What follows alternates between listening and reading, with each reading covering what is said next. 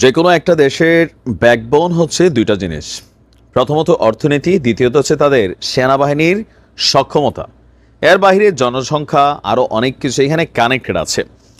তো আমাদের বাংলাদেশের সেনাবাহিনী দীর্ঘদিন যাবৎ তারা দেশমাতৃকাকে সার্ভিস দিয়ে আসছে, কিন্তু কোথাও না কোথাও প্রতিবেশী রাষ্ট্রগুলোর সাথে এমন ভাষায় মানে আমি আর কোনো সেনাপ্রধানকে লাস্ট কয়েক টার্মে যারা ছিলেন কথা বলতে দেখিনি, মানে একদম কলিজা ভরে গেছে, মনে হচ্ছে ইয়েস এইরকমই বলা উচিত। কারণ তিনি সেনাবাহিনীকে লিড করছেন আমাদের সেনাপ্রধান the Bluetooth man general Wakeruzzaman. আজকে যে বার্তা দিছে ভাই মানে পরেরটা পরে দেখা যাবে, বার্তা দিছে তো এই কথাটা বলার জন্য মিনিমাম লেভেলে হিম্মত থাকতে হবে। যাই হোক, আমরা দেখছি যে হঠাৎ করে সেনাপ্রধানের এই বক্তব্য কেন ভাইরাল, তিনি কি এমন বলেছিলেন ভারতের ইস্যুতে। খুবই সুচিন্তিত এবং কি গঠনমূলক কথা বলেছেন। তিনি বলছেন ভারতের সঙ্গে দেওয়া নেওয়ার সম্পর্ক হতে হবে কিসের ভিত্তিতে? ন্যায্যতার ভিত্তিতে, যেটা আমরা বরাবরই দাবি করে আসছিলাম। আর এর আগে কোনো সেনাপ্রধান সর্বশেষ কবে ভারতের এই আগ্রাসনের বিরুদ্ধে এইভাবে স্পষ্ট কথা বলেছেন? আমি অন্তত গত 6 বছরে কোনো নিউজ করার জন্য এমন টপিক পাইনি। প্রথম আলোকিত এক সাক্ষাৎকারে আমাদের সেনাপ্রধান বলছেন যে ভারত আমাদের গুরুত্বপূর্ণ প্রতিবেশী, আমরা অনেক দিক থেকেই ভারতের উপর নির্ভরশীল, আবার ভারতও আমাদের কাছ থেকে সুবিধা নিচ্ছে। আনুষ্ঠানিক আর অনানুষ্ঠানিক মিলিয়ে ওদের প্রচুর মানুষ বাংলাদেশে কাজ করছে। এদেশ থেকে অনেক মানুষ চিকিৎসার জন্য ভারতে যায়, আমরা তাদের কাছ থেকে অনেক পণ্য কিনছি। কাজেই বাংলাদেশের স্থিতিশীলতার ব্যাপারে ভারতের বিরাট স্বার্থ আছে। এটা একটা দেওয়া নেওয়ার সম্পর্ক, তবে এই সম্পর্কটা হতে হবে ন্যায্যতার ভিত্তিতে। যে কোনো দেশ সবসময় অন্য দেশ থেকে সুবিধা পেতে চাইবে, এটা দোষ না। আমি যদি আদায় করে নিতে না পারি, দোষ তো আমারও। এই বিষয়গুলো দেখতে হবে। আমাদের ন্যায্যতার ভিত্তিতে সুসম্পর্ক বজায় রেখে চলতে হবে। জনগণ যেন কোনোভাবেই মনে না করে ভারত বাংলাদেশের উপর কর্তৃত্ব করছে বা এমন কিছু করছে যা আমাদের স্বার্থের পরিপন্থী, কোনোভাবেই মানুষ যেন এটা না ভাবে। এখন এখানে তিনার যে কথাগুলোর মধ্যে আমি খুবই গুরুত্বপূর্ণ যে কয়েকটা অংশ আপনি যদি দেখেন, যে ভারত এবং বাংলাদেশের মধ্যে পারস্পরিক যে সম্পর্কের বিষয়গুলো, এগুলো কিন্তু আমরাও স্বীকার করতে পারি না। বাংলাদেশের স্থিতিশীলতার জন্য ভারতের যেমন সহযোগিতা দরকার, আবার ভারতের স্থিতিশীলতার জন্য বাংলাদেশের সহযোগিতা দরকার। দুই দেশই একে অন্যের উপর ডিপেন্ডেবল। তো আমাদের সেনাপ্রধানের যে বক্তব্যটা যে ন্যায্যতার ভিত্তিতে, আর পৃথিবীর প্রত্যেকটা দেশই চাইবে সুবিধা নিতে, তেনার এই কথাগুলো কিন্তু যথেষ্ট গুরুত্বপূর্ণ, অর্থবহ। এখন আমার স্বার্থটা যদি আমি নিজের জলাঞ্জলি দিয়ে দেই, তো অন্য দেশ তো নেবেই, এটা তাদের দোষ না। এটা যে কোনো রাষ্ট্রই তাদের রাষ্ট্রের স্বার্থে অন্য দেশ থেকে টেকনিক্যালি চাপ দিয়া পারুক, মিষ্টি কথায় পারুক, আদর কইরা পারুক, সোহাগ কইরা পারুক, জাদু মনু সোনা ডাইকা পারুক, যতটুকু স্বার্থ তার আদায় করা দরকার এটা সে যেভাবে আদায় করুক, এটা সে করতে পারে। এখন দোষ হচ্ছে আমি কেন দিচ্ছি? আমি যদি না দিই, আমি যদি নিজের অধিকারটা বুঝে না নিতে পারি, তাহলে তো ভাই যারা নিচ্ছে তাদের দোষ না। এখন এতদিন পর্যন্ত এটা কেন দোষ ছিল যে আমাদের রাজনৈতিক সরকারগুলো জনগণের উপর আস্থা না করে প্রতিবেশী রাষ্ট্র, বিদেশি শক্তি, তাদের উপর কিন্তু আস্থাশীল। এটা বাস্তব। বিএনপি গত 17 বছর কেন আসলে তারা পারেনি শেখ হাসিনার সরকারের পতন করাইতে বা মাঠে নাইমা প্রটেস্ট করতে? একটাই কারণ, জনগণের উপর তাদের যে ভরসার জায়গাটা হালকা ছিল। তারা চলে গেছিল আমেরিকার কাছে, আরও বিভিন্ন জায়গায় কন্টিনিউ এই কাজগুলো করেছে। কিন্তু ছাত্রদের ইস্যুটার পর আবার মানুষের মধ্যে একটা ফ্যাক্ট ক্রিয়েট হয়েছে যে না, বিদেশি কোনো শক্তি টক্তি আসলে দেশকে কন্ট্রোল করে না, কোথাও না কোথাও দেশের জনগণ। সো এই জনগণের উপর আস্থা থাকতে হবে, সরকারকে জনগণের পালস বুঝতে হবে।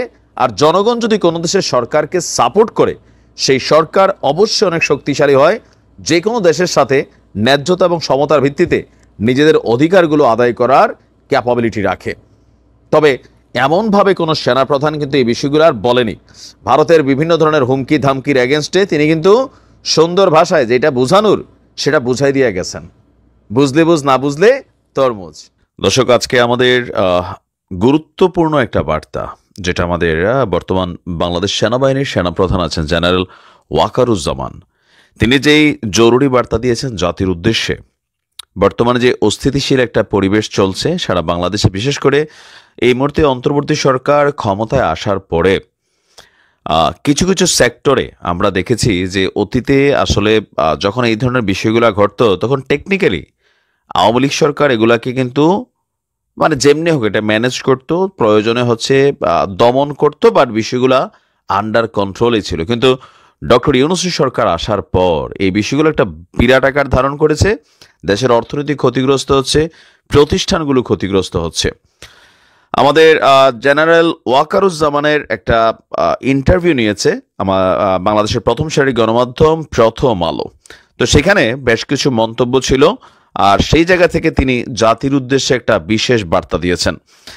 তিনি বলছেন যে আপনার সেনাবাহিনীর প্রধান তিনি বলছেন যে বিশেষ করে রাজনীতিতে সেনাবাহিনী আসবে কিনা এরকম একটা কিন্তু আলোচনা চলছে, যে টেকনিক্যালি সেনা সমর্থিত একটা সরকার তৈরি হইতে পারে, বা সেনাবাহিনী আপনার 111 সরকারের মতন বিএনপিকে মাইনাস করে হয়তো রাষ্ট্র ক্ষমতা গ্রহণ করতে পারে।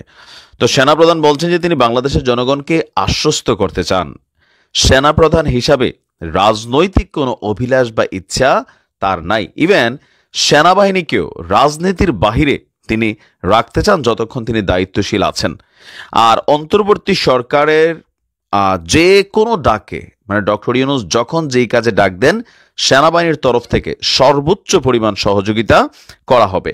এছাড়া আরও একটা বিষয় তিনি যেটা এখানে আলোচনার মধ্যে নিয়ে আসছেন সেটা হচ্ছে যে এই মুহূর্তে যে পরিবেশ পরিস্থিতি আছে রাজনৈতিক দলগুলোর বা এর বাইরে বিচ্ছিন্ন যে দলগুলোর, সেখান থেকে তার বক্তব্য যে 2025 সালে একটা দীর্ঘস্থায়ী শান্তির পথে আমাদেরকে যেতে হবে। সেই জন্য সবাইকে একসঙ্গে চলতে হবে, সবাইকে ঐকমত্যে পৌঁছাতে হবে। মতপার্থক্য থাকতে পারে কিন্তু জাতীয় স্বার্থে ঐকমত্য জরুরি। শান্তিপূর্ণ পরিবেশ বাংলাদেশে দরকার। অর্থনীতি এবং সামাজিক উন্নয়নের জন্য শান্তি এবং স্থিতিশীলতা খুবই জরুরি। আর এই দুটি বিষয় যদি না হয় তাহলে আপনার সুশাসন আসবে না। আর গুরুত্বপূর্ণ আরেকটা অংশ আমি যদি ওনার ইন্টারভিউর মধ্যে দেখি যে দেশবাসী একটা ভালো নির্বাচন চায়, সুষ্ঠু শান্তিপূর্ণ এবং উৎসব মুখর নির্বাচন চায়। অন্তর্বর্তী সরকারের প্রধানের সাথে আলোচনা করে তাদেরও একটা নির্বাচন হচ্ছে লক্ষ্য। তো তিনি বলছেন যে এটা প্রধান উপদেষ্টার নির্বাচনের সময় দিয়ে দিয়েছেন, সেটা ঠিক সময় আমরা অন্তর্বর্তী সরকারের নির্বাচনের রূপরেখা বাস্তবায়নে সকল ধরনের সহযোগিতা করব। এছাড়া এই যে ধরেন 2 দিন পরে পরে দাবি দেওয়া, বিশেষ করে বিভিন্ন প্রতিষ্ঠান প্রাইভেট সেক্টর বা সরকারি সেক্টরগুলো থেকে সরকারের কাছে যে দাবি দেওয়ার ইস্যুগুলো আসছে, তো এগুলো নিয়ে তিনি তার খোলামেলা মন্তব্যটা ছিল এরকম যে বর্তমানে জটিল এবং কঠিন একটা সময়ের মধ্যে দিয়ে যাচ্ছে বাংলাদেশ। এই মুহূর্তে নিজেদের দাবি দেওয়াগুলো যেন আমরা সীমিত রাখি, সরকারকে যেন বিরক্ত না করি, তাহলে সেটা আমাদের আইন শৃঙ্খলা রক্ষায় সাহায্য করবে। এটার একটা অল্টারনেটিভ ইস্যু যদি আপনি বোঝেন, তিনি বলছেন যে এখন ধরেন কোথাও দাবি দেওয়া নিয়ে নাইমা হয় কি রাস্তাটা ব্লক করে, তারপর হচ্ছে ধরেন কোথাও গিয়া একটু বিশৃঙ্খল পরিবেশ ঘটে। যেমন আজকে মিরপুরে খেলা নিয়ে যে বিপিএল এর টিকিট না পেয়ে টিকিটের বুথ ভেঙে ফেলছে, ওই দিন গেট নিয়ে টানাটানি।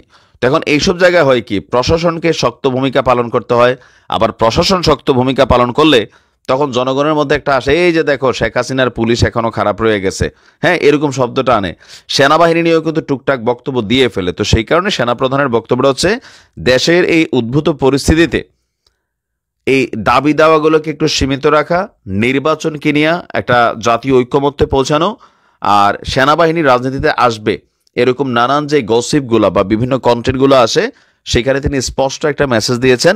বাংলাদেশ সেনাবাহিনী বা সেনাপ্রধান হিসাবে তিনি কখনোই রাষ্ট্রের এই রাজনৈতিক ইস্যুতে নাক গলাবে না, শুধুমাত্র অন্তর্বর্তী সরকারকে সহযোগিতার লক্ষ্যে যখন যে জায়গায় দরকার সেই জিনিসটাতে তারা সহযোগিতা করবে। আর আজকের দিনে বাংলাদেশের পক্ষ থেকে ভারতকেও একটা মেসেজ তিনি দিয়েছেন। তা আমরাও চাই বাংলাদেশ সুষ্ঠু সুন্দর একটা পরিবেশ তৈরি হোক, গণতান্ত্রিক প্রক্রিয়ায় নির্বাচন হোক, দেশ এগিয়ে যাক।